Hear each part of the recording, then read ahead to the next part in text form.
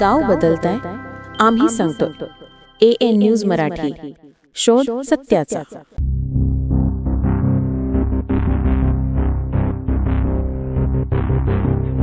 वणी येथील जगदंबा मंदिर परिसरात गावगुंड्यांची दहशत.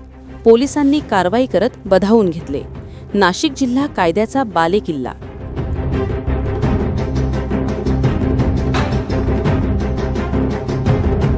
दिंडोरी तालुक्यातील वणी शहरातील जगदंबा देवी मंदिर परिसरात काही गावगुंड्यांनी नशेत हातात धारदार शस्त्रे घेऊन नशेत उघडपणे दहशत निर्माण केल्याची घटना भाविकांची वर्दळ असलेल्या परिसरात 8 डिसेंबर रोजी रात्री सुमारे 10 ते 10:30च्या सुमारास घडली.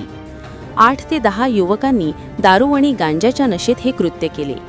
श्री सप्तशृंग वेवी ट्रस्टच्या CCTV कॅमेऱ्यात संपूर्ण घटना कैद झाली असून धार्मिक स्थळाच्या सुरक्षेचा प्रश्न ऐरणीवर आला आहे.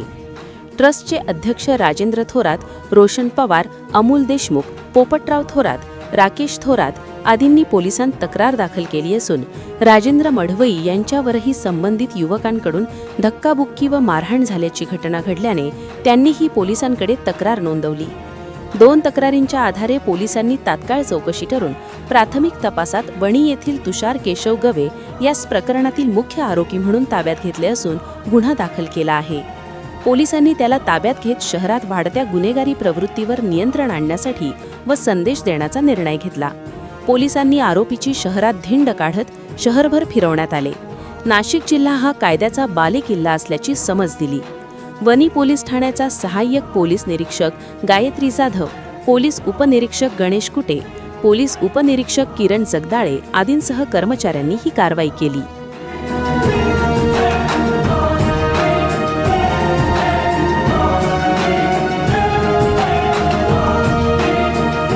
AN news Marathi, Wani.